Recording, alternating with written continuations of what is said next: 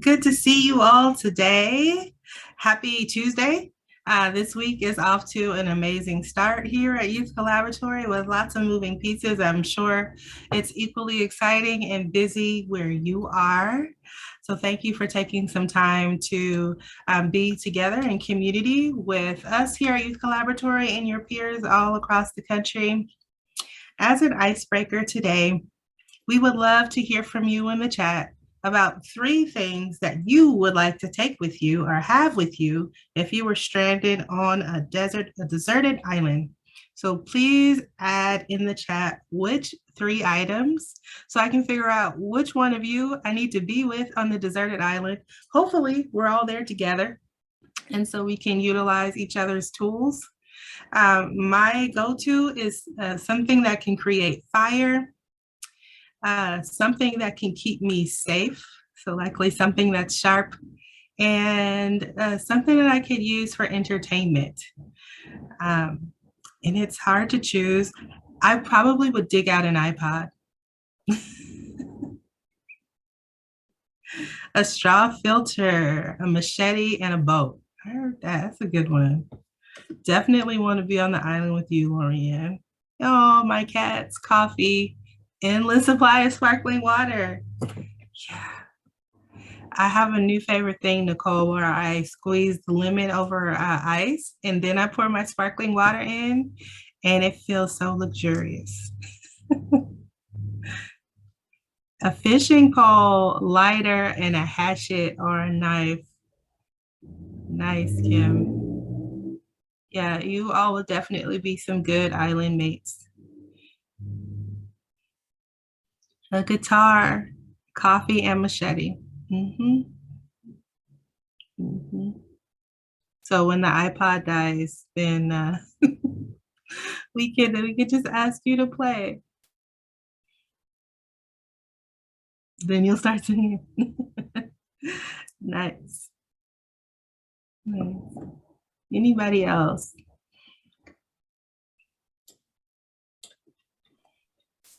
I don't know if it's just because I'm too tech dependent, but I would take a solar panel to charge your iPod, Joy, and so I'll just have endless access to your music. Then I maybe should bring my phone.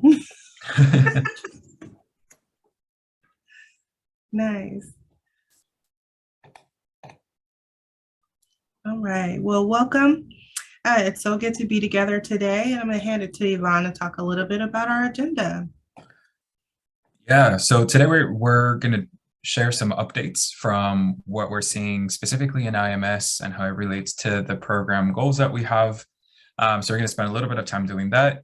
Then we're going to spend the rest of our time to talk about match support and some coaching strategies that we want to be considering in our programs. So how we coach mentors, but also how that could be used as a way of setting a culture where mentors also use those strategies to coach youth. So we're going to spend some time talking through that.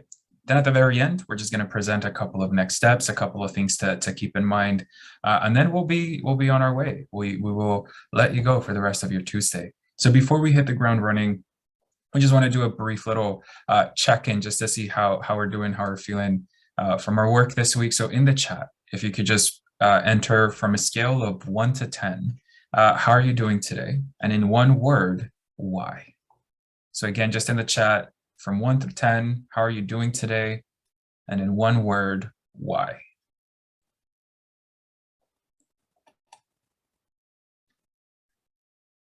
I can share that I'm at a solid 8, and that's most likely because of caffeine.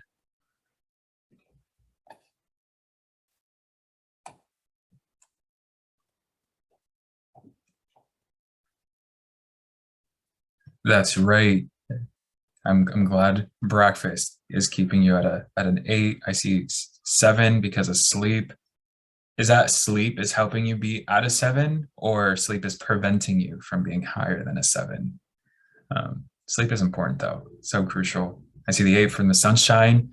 Yes, preventing higher. I hope you get some good rest soon. I see 7 because of tired. So a lot of 7s, which is really interesting that there's like 7, 8, because in my brain, that's high. I rarely have a day that's a 10. I don't know how what that says about me, but when I see sevens or eights, I see great, like we're moving along. But it also seems like some of this seven could be a lot higher. So I hope this is higher as the week moves along. We're gonna do this one more time again from 1 through 10. How are you feeling about your work from the last quarter? And in one word, why? So as we're thinking about the last 3 months and a scale from 1 to 10, how are you feeling about the work that you and your team have done? And in one word, why?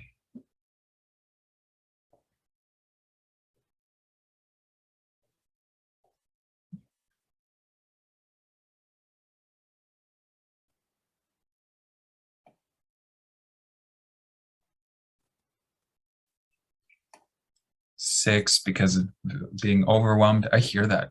I hear that. We'll ask a question later today if there's anything that we can do to support. But thinking about this six, how is it that we can reduce our contributions to overwhelm, but also how can we collaborate to make sure that that sense of overwhelm feels like it's something that we can do as a shared effort. Very happy to see that you're at a solid 9, Kim, from receiving positive feedback. It always feels great to be seen for the work that we do, that we show up to do, and to receive positive feedback. Absolutely. I see the 8 for collaboration. I'm very relieved that I haven't seen a single one for either of these 2 questions. I think if any one of us were at a 1 or a 2, it would be like emergency crisis mode. We need you to get you connected to like an IV somewhere on a beach with like endless access to good food. Happy to see that none of us are at a 1. Right, Joe? Just everyone sign me up, please. I see the 6 from Emily, feeling overwhelmed. So for those of us that are slightly lower on how we're feeling about our work, about what's been going on, just a brief reminder to do whatever you need for the time that we have together so that you can be present. So if you need to stand up, if you need to go off camera, if you need to be pacing around, we do hope that this is something that feels productive and helpful and supportive to our work. But we also know that we've been sitting behind computer screens for a relatively long period of time. So if you need to stand up and sort of pace back for a little, do whatever it is that you need to do so that you participate and you're present while we're together today. So with that, we're going to get started with program updates. Thank you, Yvonne. I was joking about my 1. When you said we need to get you hooked up to an IV on an island, I said, well, I'll take that. And also with some of you, that would be great with all of the tools. It doesn't have to be deserted. We can just hang out on an island. That's cool too. So much going on with program updates. You all have been really, really busy. And I wanted to reflect some of the good work that you all are doing. So programs overall are doing an excellent job of retaining mentors. I know that this landscape is not an easy one, but you all are really excelling there. There's 97% mentor retention, which is excellent. 90% of 3-month strength of relationship surveys, excluding a couple of data errors, are present. So people are feeling connected to their mentors. The mentees especially are feeling connected to their mentors, and that's saying a lot. So congratulations on that. That is impact. So sometimes we reflect on like the busy work of doing the things, but that's an impact that people feel a sense of connection, which speaks to the work that you all are doing. And great strides have been made with the monthly match activities, mentor recognition, and quarterly events. We wanted to add that 49 out of the 342 matches have ended. So and some of those have ended because they were existing matches and it was their time to end. And some have ended about a third because of match closures due to loss of interest. And they're stated as loss of interest due to youth. And some of that is to be expected. But just to keep a lookout for that is that it looks like for the cohort, that is something for us to look at is how do we maintain interest of youth throughout the duration of the match. And that there is the question for mentoring overall, but just to reflect out that that is something that we're seeing. The average strength of relationship survey for mentee is 4.4, and that's really healthy, again, really high, that mentees overall are feeling extremely connected to their mentors. The average cohort strength of relationship for mentors is 3.7, so it's a little bit lower. And what that shows us is that we may have to do a little bit more on connecting with our mentors to be sure that they feel supported and connected in the match, and to figure out maybe what are some of the things that would make them feel a little bit more supported. What are the ways that we can lean in there in the places where we're already connecting to our mentors. And that's part of what we're going to talk about a little bit today is ongoing match support and match mentor development. We'll talk a little bit about that soon. So we also want to give a shout out for excellent effort. There's 74 mentor recognitions. A shout out to YSS and Big Brothers Big Sisters of Connecticut. 131 joined a family activity, and we want to give props to Big Brothers Big Sisters of the Low Country and Connecticut for their work there. And 375 mentors joined match activities. And a big shout out to Big Brothers Big Sisters of the Twin Cities, Low Country, Connecticut, and Flint, and East Tennessee. Please keep up the good work. So in terms, we've been hearing from you that there's interest picking up, and we're excited about that. For the 2019, and for all of us, it's been a really rough road, but many people have said that over the last 4 months, they've made more matches than they did all of 2021.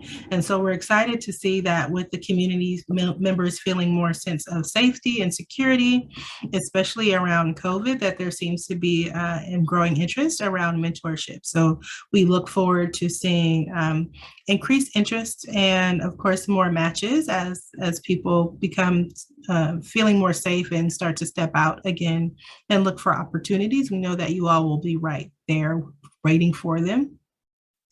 Be sure to update IMS with any new matches. So I know many of you are using IMS as a secondary or even a third database, in addition to your internal processes, which usually includes paperwork, physical paperwork, and also your own database and digital entries.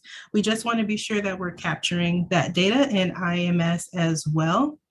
Also, something that we notice is we want to be sure that your training, both your pre-match and your ongoing training, is going into IMS, because we know you're doing it. We're having conversations about it. We know that it's happening, but it's not always making its way to IMS. So training, both pre-match and ongoing, and also the demonstration of knowledge are a couple of areas for us as the 20s to work on. So whenever you do a training, remember that it is a double entry in IMS, that you also have to do the demonstration of knowledge. And you also, when you do a demonstration of knowledge, it means that the completion of training should be in there too. So there should be a double entry and record for each of those. Unfortunately, those are things that we have to report on. So just a heads up to remember to get that stuff in. And we would love to ask you to be sure to get that data updated by May 30th is a good benchmark in preparation for the next quarterly report and our semi-annual reporting to OJJDP. Okay.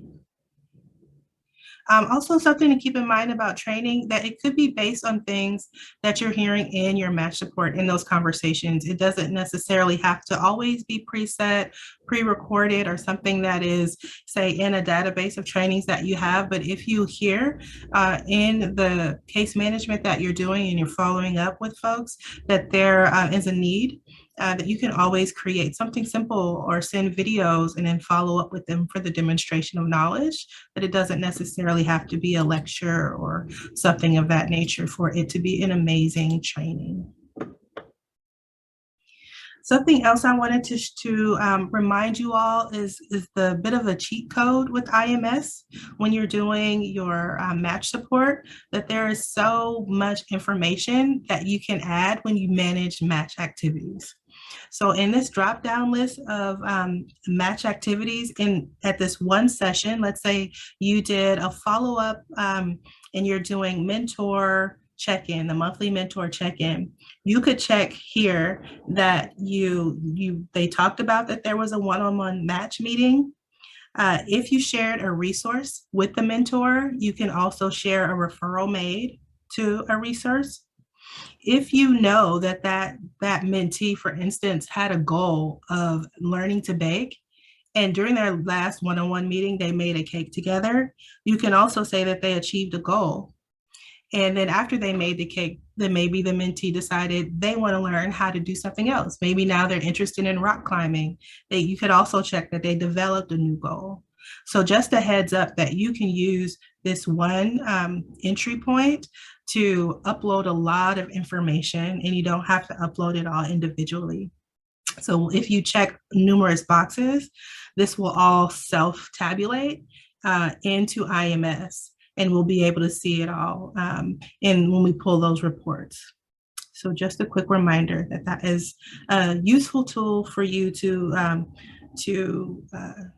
tabulate some of the amazing work that you all are doing. Any questions on updates or IMS adding IMS match activities?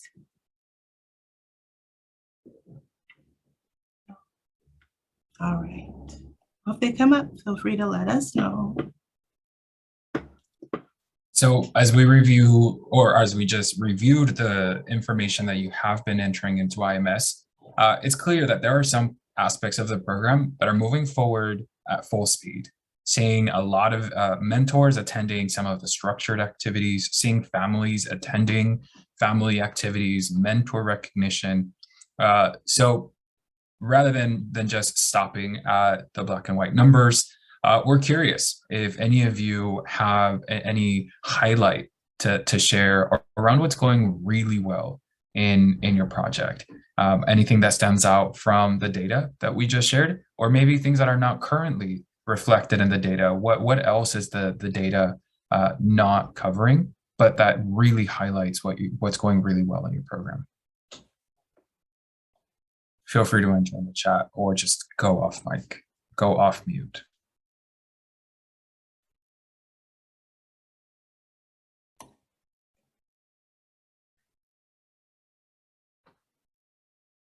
Daunting silence.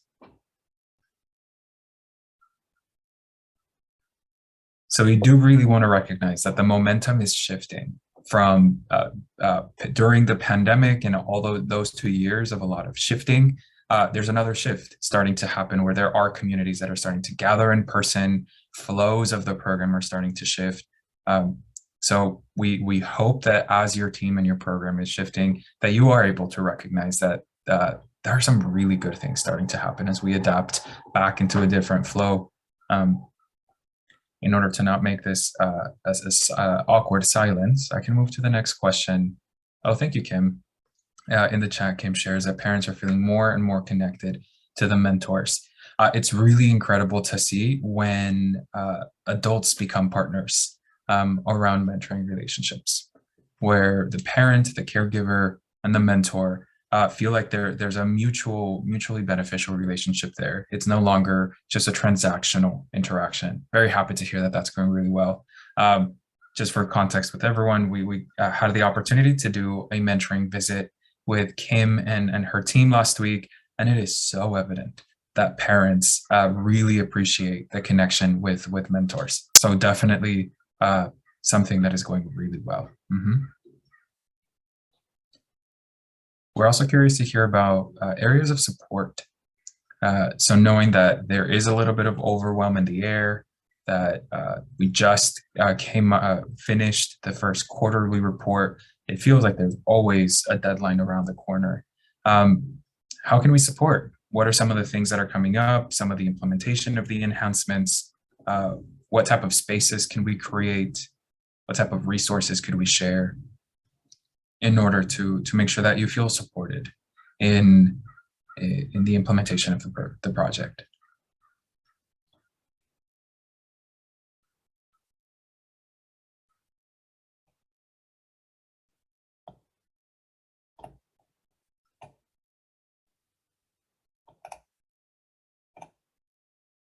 Okay, I won't force any more silence, but know that you can connect with us during our TAs, our monthly TAs. You can reach out to us outside of that time as well. We can set up a time to connect around specific ideas that you may have. But we are really guided by wanting to support the well-being of youth and their communities. So any idea or any point of concern or challenges that comes up in our ability to do that, we believe in being able to put our heads together to brainstorm and find creative solutions. So feel free to reach out if there's anything that you identify as an area of support where we could step in. But with that, we'll just go on to the next slide, really centering youth voice. So knowing that the M plus model is always a multiplier of 3. Every match is a relationship with the young person, but also the mentor and the caregivers. We know that that's part of our work, but we really want to center on the experiences of young people and how we are implementing a program that is responsive to youth voice, to their experiences. So during the convening several weeks ago, about a month ago now, we shared a video from the Youth Catalyst team where they were talking about what authentic youth collaboration means to them, really challenging us to consider what does it mean to respond to nothing about us without us. What does it look like to make sure that our programs are considering that, are responsive to that? So I would like to ask, what is something that your team is doing and that you're proud of to make sure that you're centering youth voice, that your collaboration with young people is authentic? So just take a couple of seconds and think, how are you centering youth voice? And what is your team doing to do that?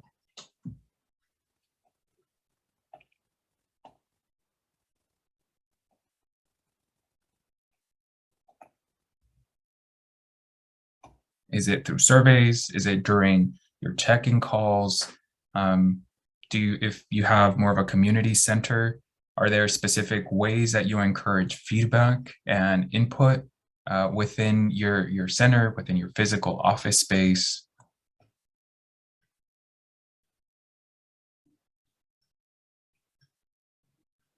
Surveys after events. Meeting them face to face is the best way. I've had feedback, and I always bring snacks. Snacks are magic. Food is magic, especially as we work with young folks. Pizza has never failed me yet. I see check-in calls asking more of what the youth wants from Big Brothers, Big Sisters. Yes. So definitely centering implies having a relationship with young folks. So moving beyond transactional, how are you doing today? Did you get to me? All right, we'll talk to you next month. So part of engaging authentically is creating a lot of these opportunities that are relational rather than transactional. So a challenge for surveys, that knowing that these are more transactional in nature, how do we make them more relational? What are some of the strategies? What are some of the approaches to make sure that surveys, a super effective tool to give us a really easy to analyze and interpret data that is easy to analyze and to interpret? What is that extra effort that we can add? What is that extra layer that we can add so that young folks have this opportunity that we're asking them because we genuinely care. We genuinely want to create programs and approaches that are responsive to their strengths, to their interests. I would look at snacks as a potential layer there. And just really challenging us to consider what this looks like, not just at the end of an event, at the end of a check-in call. So really thinking about when we're doing an outreach, how do we center youth voice during the our outreach and recruitment process? If your first reaction is, well, we actually just follow the elements of effective practice, we just follow the guidance from Big Brothers Big Sisters, good, there's some good research behind all of that. And let's ask ourselves, how do we also make sure that young folks have an equal say in what our outreach and our recruitment looks like? Similar train of thought for screening, specifically screening of prospective mentors. How is it that we make sure that mentors, volunteers that come into our program are already naturally aligned with a youth-centered approach? So moving away from adults that are still very much in a deficit-based mindset, where they think that they're coming to transform the life of a youth who needs something different. Rather than just focusing on a youth who needs something different, how do we make sure that adults, mentors, really recognize that youth have a lot to bring to the table, that they already bring a lot of strength, a lot of resilience, a lot of curiosity and interests. So that's a part of how we keep our work youth centered. Same considerations for the matching process, our support calls, and closure, recognizing that youth are collaborators throughout this entire process, not just passive participants. So really challenging a process of self-reflection. How are young people and how are we considering the input of young people throughout the entire process? The question is, why should we do this? Why is it important? So as we're thinking about the involvement and including youth voice throughout this entire process, why is it important? What value does it offer? It gives them a voice. It's empowering, absolutely. So in a space where it's very easy for us to feel like we're just contributing to white noise, where everyone is always speaking and our voice just get lost in everything else that's going on, by directly including young people in our processes, it's an empowering process. It's an uplifting process. It helps us make sure that we're on the right track. So being able to compare our intention with our impact.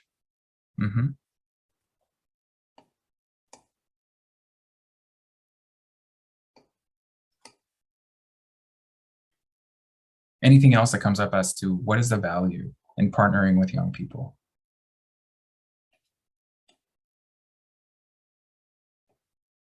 I will conclude with the point that they point out our blind spots.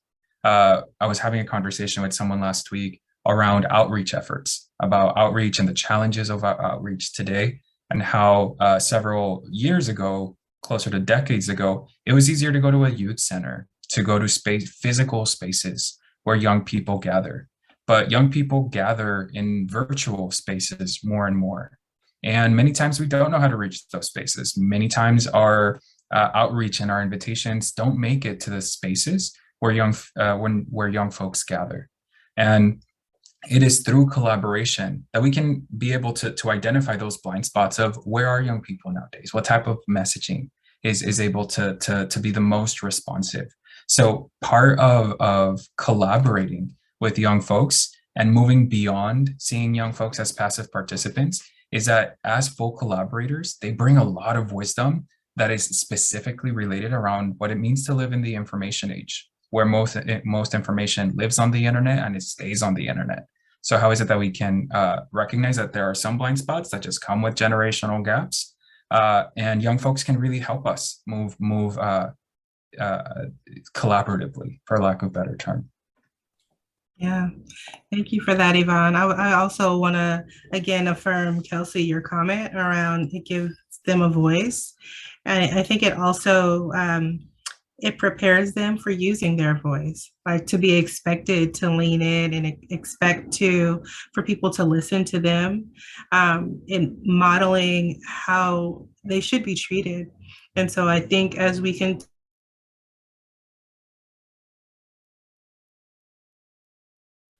continue to shift our work in the youth service, youth voice,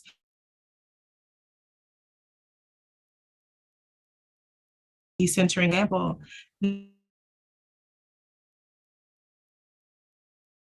This is how you engage with youth, that youth lead. And so I really loved your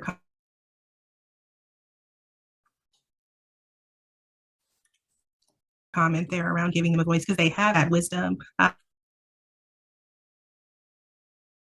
and utilize it in the work.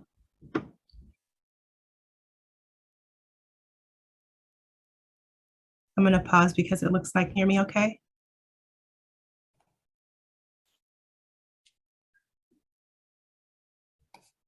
Do you mind just let's check audio again real quick briefly.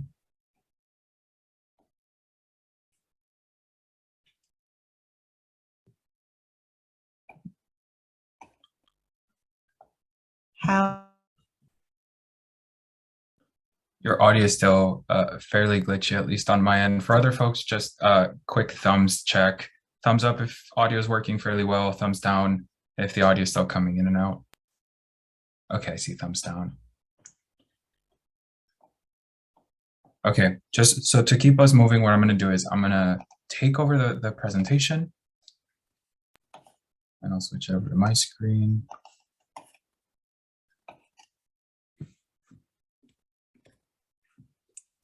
Can you all hear me now? So I can hear you, Joy, but it's a bit glitchy.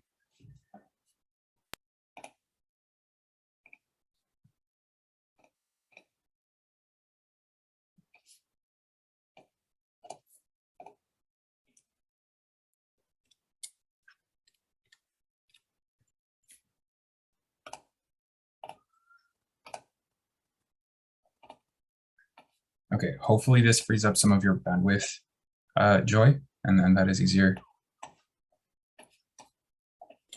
Yeah.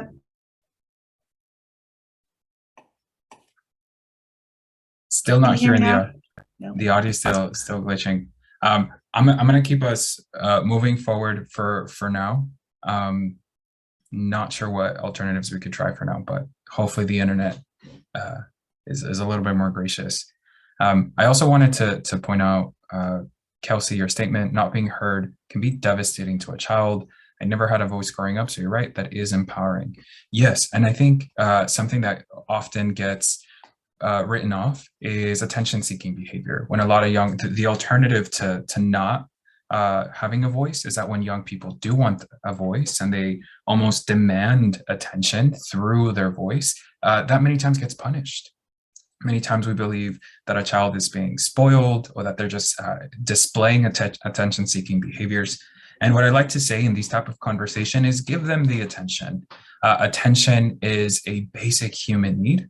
And many times we punish attention rather than finding ways of making sure that we just support each other and give each other visibility.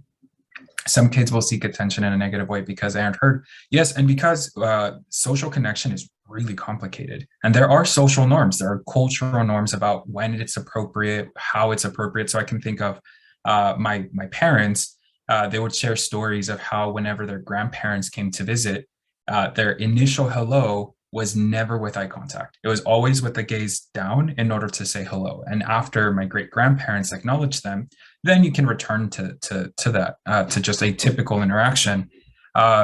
If they didn't do that, then it would be punished.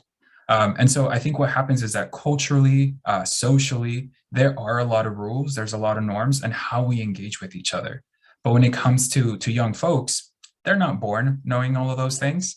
And so instead of being in a process where we teach each other and support each other how to engage with each other respectfully, we can punish it. We can criminalize it and stigmatize it. So bringing it back to our conversation of authentic youth voice as a way of hoping to create a sense of empowerment and uplifting, but also to recognize that our programs can genuinely benefit from the input and the wisdom that young people bring with them, from their experiences, from their expertise. Mm-hmm. Mm-hmm. Thank you for that, Yvonne, and thank you all for your patience as my internet does what it wants to do. So to continue the conversation around the critical role of match support, and we can go ahead and go to the next slide. So we can do all the enhancements in the world, but if we're not doing match support to help check in and guide and do that coaching through the highs and lows of the relationship, then we know that likely the match doesn't have a good chance of lasting. Some matches can work through that, but many people need the support. So how do we do that? The elements of effective practice refer to it as monitoring and support, but it's really a check-in and it's really community building and relationship building. And we're on the call with some of you who really excel at being intentional about building community and staying connected to people. So you have a good base of what to do in terms of being sure that we're not just in transactional relationship. Part of that match is to check in, or match support is to check in and get information around the match activities, specifically around the hours for Mentoring Plus. And we know a lot of you are tracking how frequently within a certain amount of time people are getting together, but we also want to get a gauge for how much time they're spending together. And you can get that during those monthly check-ins with the caregiver and with the mentor, and even sometimes with the mentee. We want to also help mentors gain insight to deepen the relationship. And some of that is in how we listen. And we're going to talk a little bit about ways of listening and tools that we can use when having conversations in match support to help with that. But it's our opportunity to hear them talk, to listen non-judgmentally and hear how they're referring to the youth and families if we're talking to the mentor, and listen to how the mentee is thinking about the match and talking about the match and what sounds exciting for them and a little less exciting. And also for the caregiver too, where are there places that we need to support? We also want to listen for child safety. So especially in the first 4 months of a match, we want to learn about how they're navigating being in a new relationship, and being listening for child safety in those match support calls. And we always want to get information from the caregiver about their insight on the match.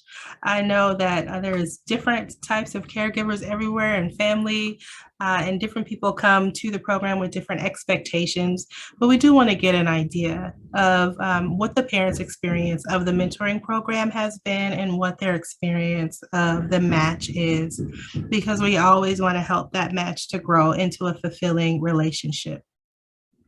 So a reminder that the M+ model does require monthly contact even after the full year term has ended.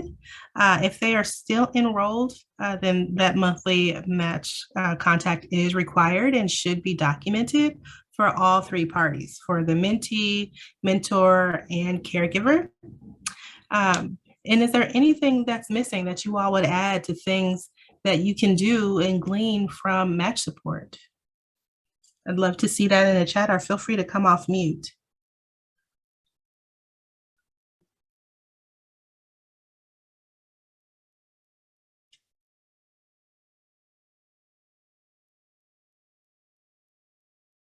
Okay.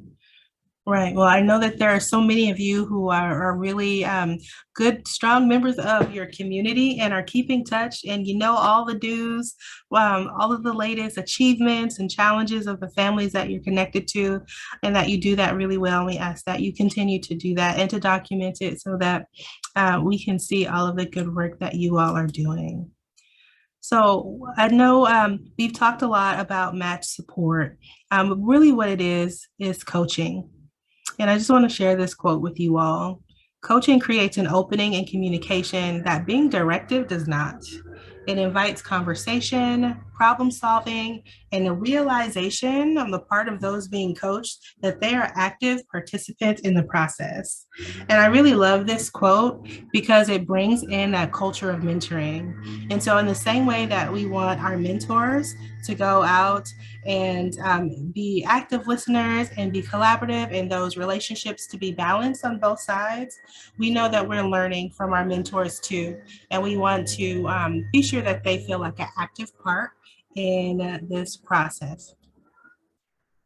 So what we're aiming for with coaching works to provide space for reflection and learning, engage others to create their own solutions, identify and build on strengths, create accountability, and support learning and development. And Yvonne, I'm going to actually pass it to you to do the next slide.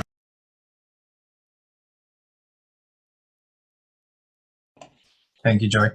And so as we're approaching match support with this lens of coaching, there's this process that we can follow. So understanding the match life cycle is a core tool as we're thinking about offering, maybe not even offering, about normalizing what to expect in a match. We can think about many times when mentors come up with concerns around what feels right or what feels wrong in a mentoring relationship. And most times it's actually when red flags come up for a mentor. But what a mentor might see as a red flag might actually just be a realistic part of a life cycle in a mentoring relationship. So by utilizing and helping mentors understand that relationships take time, safety takes time, and that there are patterns, there are trends that we can see within a mentoring life cycle, it can help us set realistic expectations.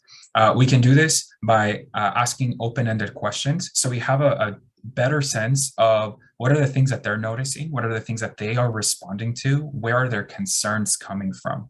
And so we can really get a lot of these details by the open-ended questions. And so we're going to come back to this in a couple of slides. We also can create a space for these conversations to be very helpful and transformative by modeling non-judgmental listening. Non-judgmental listening is difficult because we listen with our full bodies. And so if you do a lot of your coaching and match support calls over the phone, we have the advantage that we don't need to be keeping a track of our face or of our body language. But as we do this work a little bit more in person, we need to be mindful that active and non-judgmental listening sometimes require us to check our face, to check what our body might be doing, to close off communication, perhaps. Again, we want to be able to set realistic expectations about what to expect in the life cycle of a match. But we will have best outcomes if we create a space that is non-judgmental as we are engaging in these conversations with mentors. As we go on through this coaching of a match, we want to stay goal focused. There is a lot of research that shows that mentorship relationships are most effective when they are directed by a goal. There is a lot of benefit in having connection with a caring adult, but we can see that sort of transformative aspect really comes in when there are things that we're working towards, a sense of collaboration towards an outcome.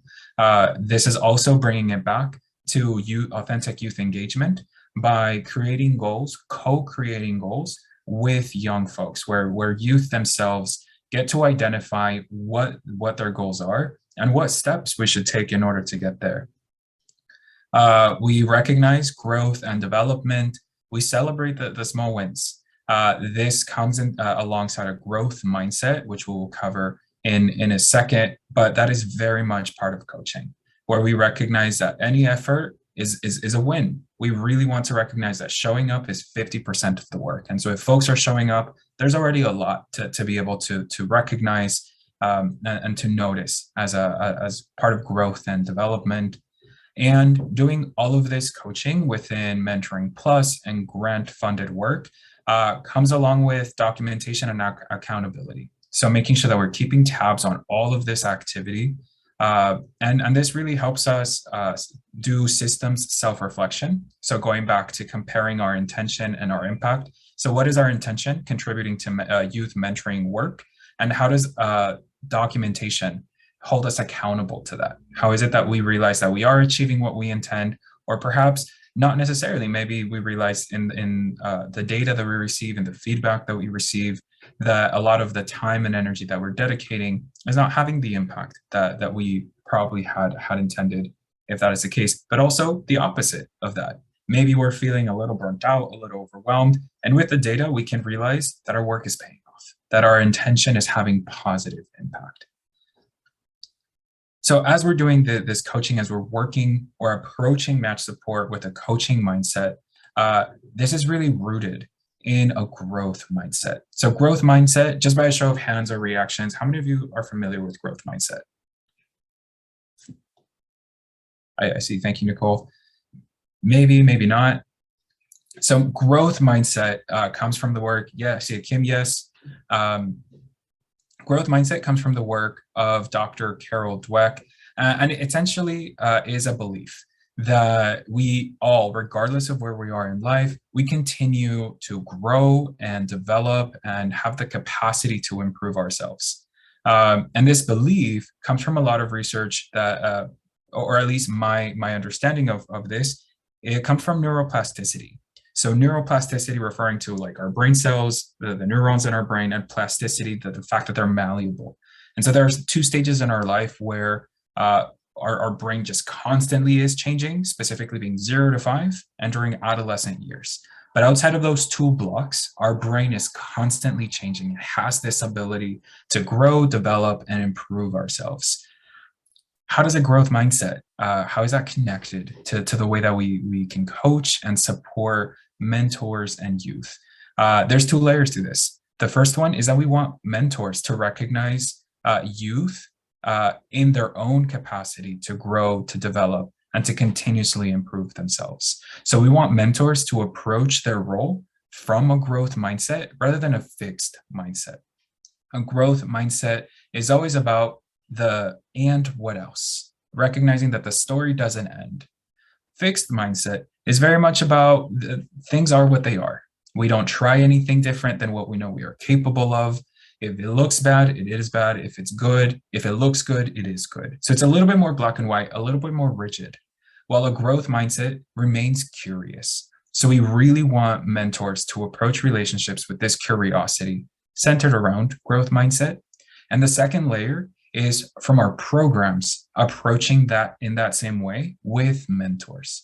So recognizing that mentoring, that good mentoring, can be compared to a skill set. We want mentors to be able to listen in specific ways, respond in specific ways, and not every adult is supported to do that, to be a good mentor. And so our hope in our programs is that we also approach our coaching with a growth mindset, pushing and challenging mentors to recognize that even challenges are opportunities for growth, that are indications of possibility for development.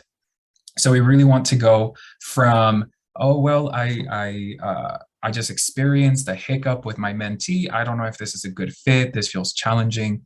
We want to transform that into, this is fascinating. What can I learn? This young person is not returning my text messages. They're not returning my calls. And we want our response to be fascinating. What can we learn?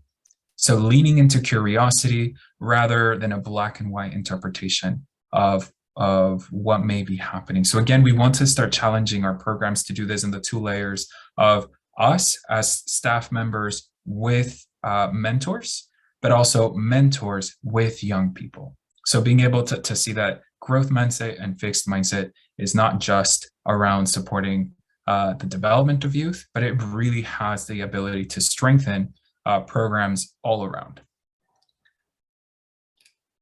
As part of Mentoring Plus and the Positive Youth Development Model, we can see the alignment there, that a growth mindset really allows us to lean in with curiosity around youth strengths, around what is the potential that we are seeing, that we're engaging in. And so one of the 4 tools that we have here in order to lean in with this growth mindset is reframing, modeling, spotlighting, and reflecting.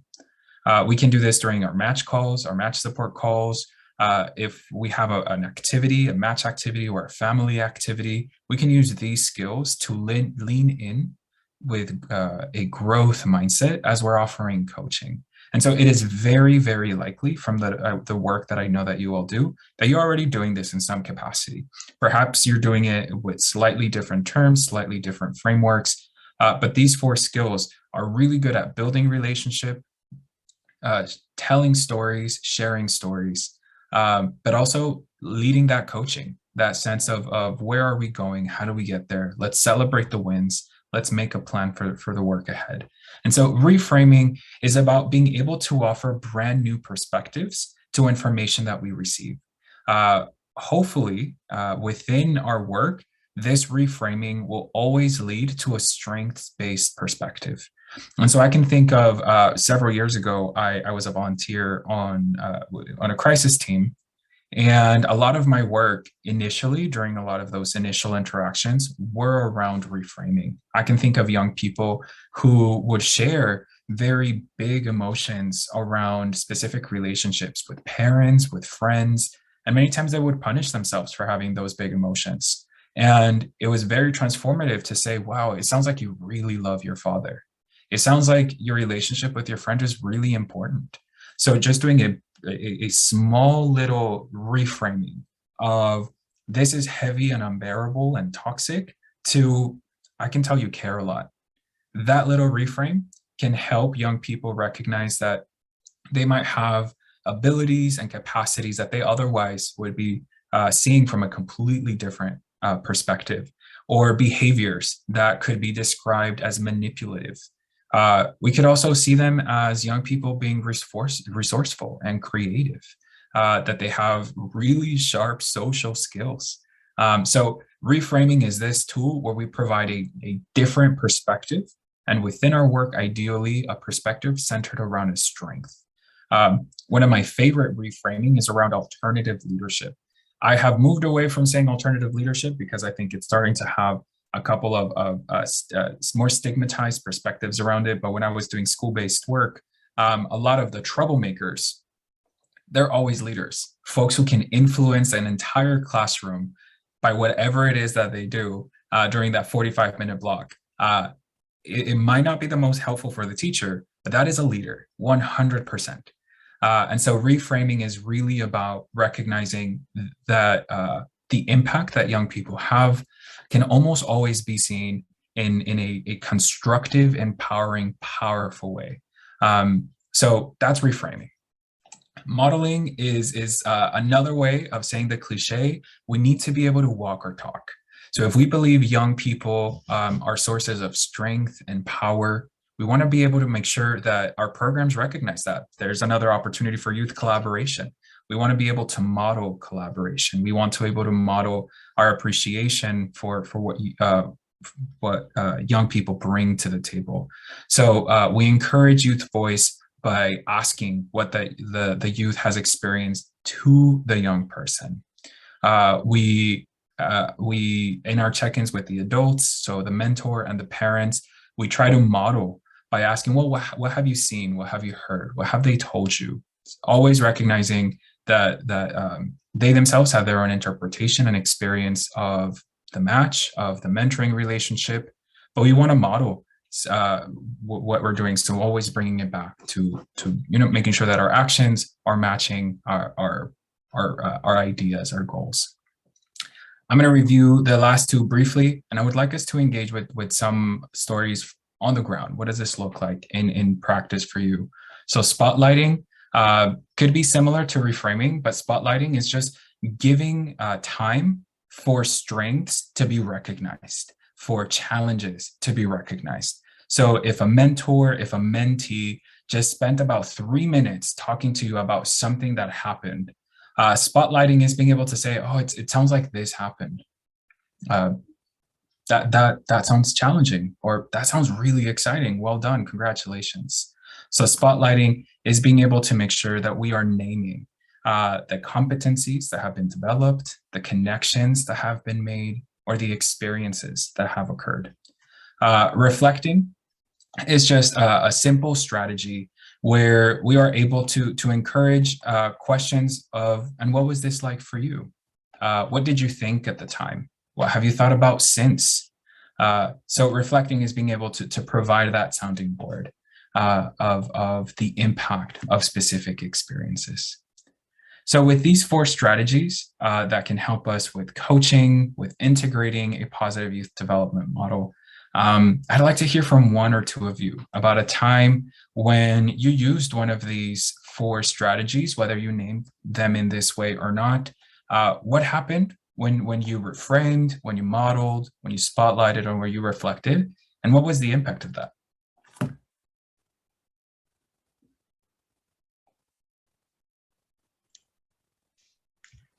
I can share with you.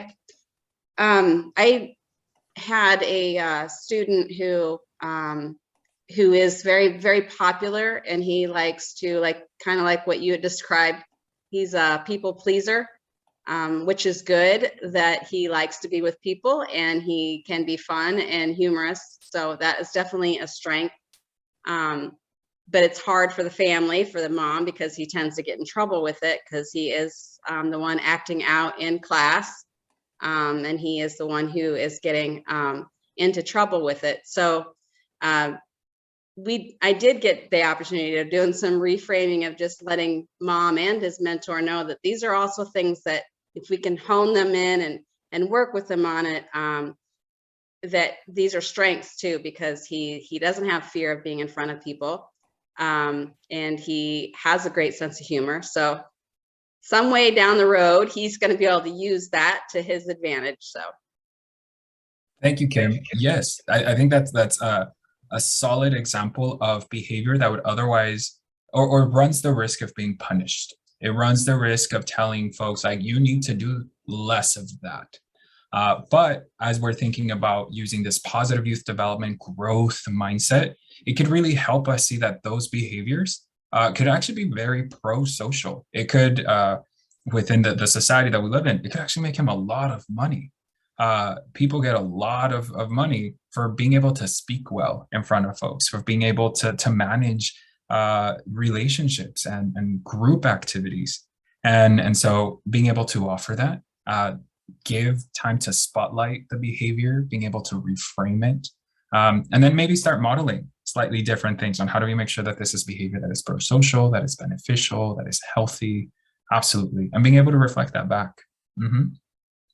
As you were sharing that, I thought of the story. This didn't happen for like, it happened a really long time ago, but it was one of the first times that I was introduced to reframing and spotlighting.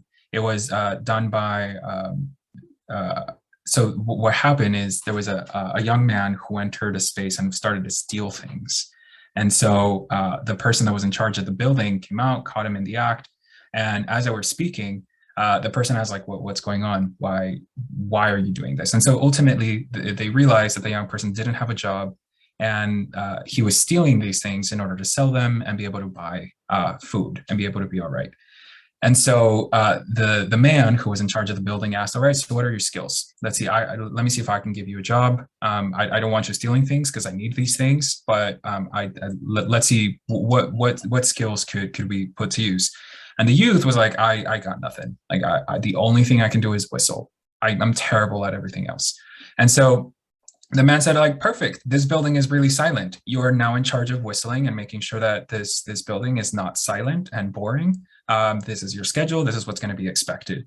And so there was that complete shift of being able to recognize the strength in the young person and became the local whistler for that specific site. So being able to recognize that a lot of these behaviors, positive or negative, they're positive or negative in context.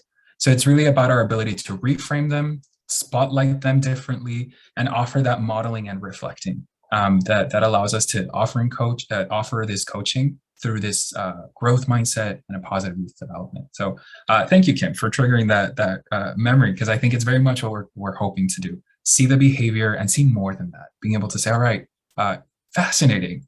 What can we learn? Anyone else? Any other stories around times that you have used these strategies?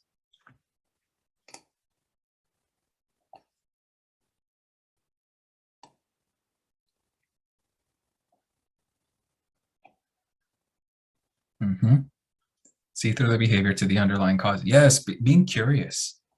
What is going on and why is it happening, and how are we in relationship through it? How do we build connection? So the last sort of offering that we have here, as we're thinking about coaching for our match support, as we're thinking of growth mindset, the 4 strategies that we just discussed, is cataclysmic questions. Essentially, how do we make sure that people are telling stories? How do we make sure that we see folks as storytellers? A lot of wisdom traditions are actually centered around storytelling. We know that storytelling is a transformative skill for community building, for healing in community, for transforming conflict. And so for our cases in the mentoring world, cataclysmic questions spur conversation. So they're more about relational rather than transactional. It is intriguing. It is about the edge of what we know. So leaning into what we don't know. These invite reflection, and hopefully they lead into insights, into, oh, that makes sense now. So offering a lot of space for reflection. So one example that we have here is, what changes have you noticed about this match since we last talked? What have you noticed? What have you heard? What is the impact of that? And I am convinced many of you have a go-to cataclysmic question. So what are some of your favorite go-tos as you're trying to spur conversation, as you're trying to invite self-reflection from the mentor or from the mentee? What are your go-tos?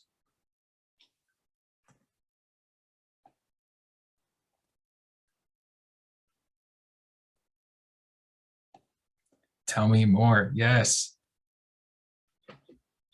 What support do you need? So what I love about Tell Me More is that it is not a question. So if there is something about conversations that easily become interrogations, where we're just asking question after question after question. And so prompts like, tell me more, it allows individuals to open up more space to develop a narrative in a way that invites reflection, and it could lead to insights. And Kim, what support do you need? I think this question is very powerful, especially for young people or with young people, when many times their needs are determined for them, where we say like, all right, this is the behavior that I see, this is what we need to do. Or this is what I'm hearing you say, this is the phone number that you need to call, or this is a program you need to enroll in. So being able to ask, and what do you think? What support would you like? What support would you need? Putting that power back into their own hands and saying, here, I'm listening. Absolutely.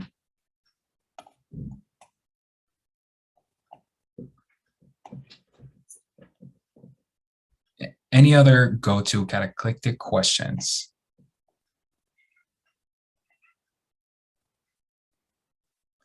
My favorite one that I used while I was still working with, so I worked specifically with newcomer youth. So a lot of my work was with Central American young people. One of my favorite questions that was like part of almost every phone call, even with the same young folks, and I never got a complaint that it sounded redundant, was, what was that like? And what was that like? And so whenever stories came up about stories with grandma, with aunt, with their pet fish, whenever they would finish telling a story, it's like, oh, and what was that like? You just said that you, back home, you had a dog and a cow. Since you moved here, you now have a couple of dogs and a bunny. What has it been like to be taking care of animals in a new country? What's that been like? So just asking that, what's it been like? It opens up opportunity for stories.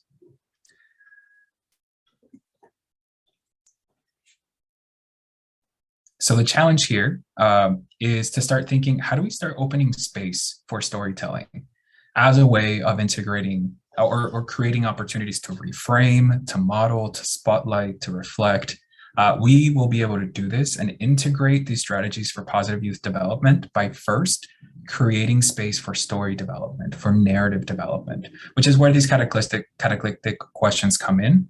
And the way or the opportunity where we have to do this is through match support, through those coaching interactions, phone call, match activity, a big challenge here to create opportunities for story development, for storytelling.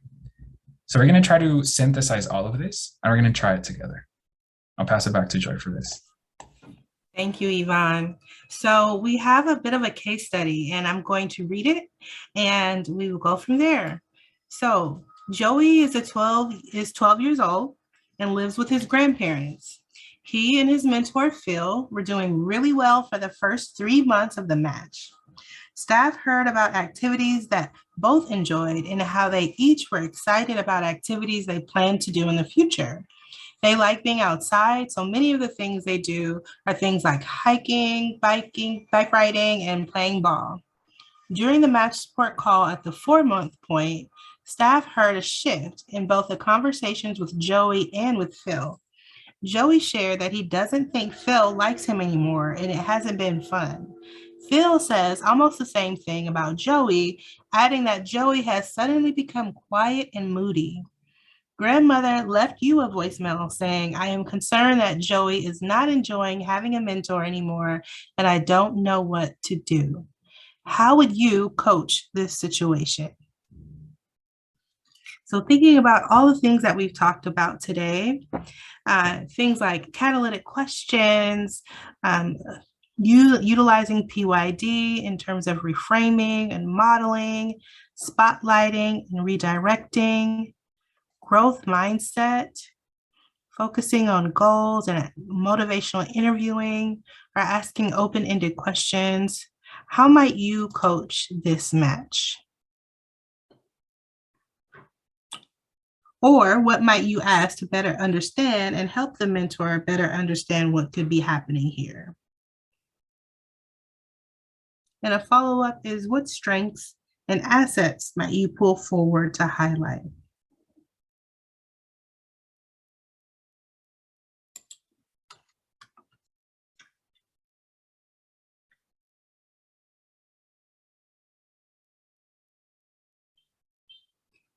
What about this? What are some considerations that might be at play in this scenario?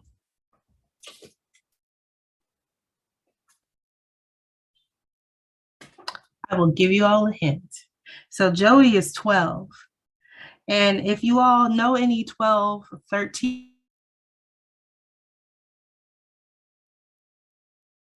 year olds, and we think about just travel, that developmentally Joey is becoming an adolescent. So Joey's interests may be changing, right? The things that they did before may be a little less interesting right now, and that's completely natural. The other thing that we see in terms of time, did they do what was planned or only talked about them? That's a great question. And that's a great question to ask the match. Is that we saw that you were interested in doing outdoor things like being outside. So have you all still been maintaining the bike riding and playing balls and hiking? That's a great question to ask. We also noticed that they're at the 4-month point. And we know in mentoring that the 3 to 6 month period is a time when usually there may be either boundaries tested or it's not brand new anymore. And people start to make assumptions, right? Either the caregiver, mentee, or mentor. And that's why we really stress the importance of doing that SOR at the 3-month period and checking in and doing some real strong match support in that 3 to 6 month period to check in about where there possibly could be some assumed feelings where there really aren't, or some changes in the youth. And some support of the mentor to be able to navigate any of these things. What's something else that could be going on here?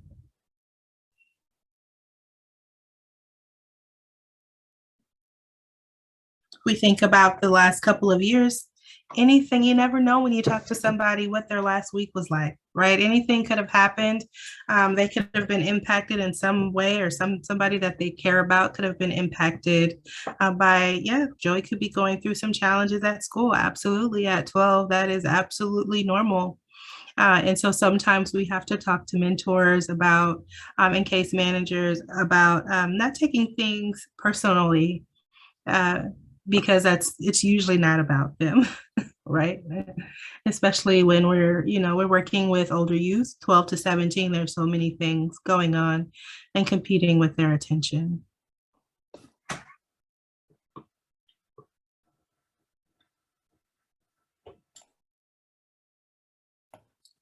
And there's a lot that we could gain from just the information that we received from Joey, from Phil, and from the grandmother. Knowing that Joey shared that he doesn't think Phil likes him anymore and that it hasn't been fun. This alone shares that Joey is willing to have fun with Phil, that it looks like he might want to have fun, and that isn't happening. So being able to recognize, like, yeah, that kind of sucks, and you deserve to have fun with Phil. That if you were having fun before and that's not happening, it makes sense to ask yourself, why is that not happening anymore? Another opportunity here is to model the youth-centered approach by pushing Phil and the grandmother to say, what have you noticed from Joey? What have you heard from Joey? And ultimately going back to Joey and ask him, and what would you like to see? Is there something that changed specifically that you would like to do more of? Is there something they would like to do less of? So recognizing that both Joey and Phil are on the same page, which is a good indication that both of them are responding to potentially the same thing. So there's an opportunity to speak at the same time, everyone together, being able to go with Joey and say, hey, I've noticed this, or you brought this up. This is my suggestion. We can come up with a couple of ideas together, and then we can go with Phil and your grandmother and check in with them to see if they would also like to try these new activities or discuss this one experience. So being able to center Joey and say, hey, I have a couple of ideas for us to try. Can I share them with you? So knowing that in this conversation, being able to reframe as, yeah, relationships change over time. And it makes sense to be able to be vocal about when the relationship doesn't feel good. I appreciate your comfort and your honesty. Let's see what we can do. Any last ideas, thoughts, or considerations around coaching Joey and Phil?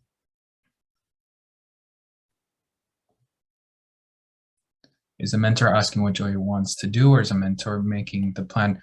Right. So being able to model youth-centered, being able to ask both Joey and Phil at different times, asking Phil, so if you made that different plan, how did you end up making that plan? Did you ask Joey? Is there something that Joey did that pushed you to making that plan? And alternatively, with Joey saying, all right, so you said that you went for ice cream and that wasn't fun. Walk me through how you all ended up having ice cream that day. Who suggested it? What happened before? So being able to ask questions that let us know how are decisions being made ultimately. We can also appreciate and reframe the grandmother's concern. I'm concerned that Joey is not enjoying having a mentor. Being able to say, I appreciate your concern. It makes a lot of sense to make sure that if Joey is in a mentoring program that should be helping him, that should be supportive, that it stays supportive. So I appreciate the concern, and we're here to help. So there's a lot of opportunity to do some reframing, some spotlighting with all three of them, grandmother, Joey, and Phil.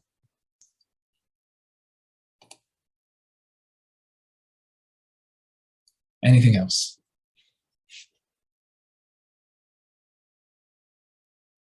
All right, so we're going to start wrapping up today. We've had a fairly lengthy discussion now on match support, and specifically the potential benefits of seeing match support as opportunity to coach, and how coaching really help us to lean into a growth mindset, centering specific strategies for positive youth development. The idea and the challenge is to recognize that a lot of what we see, a lot of the behaviors that we respond to are good or bad, depending on the context. And so our goal is really to as members that influence these contexts, as staff members that influence these contexts, what are some of our tools to reframe, to spotlight, I'm blinking on to reframe, to spotlight, I can go back here, to model and to reflect.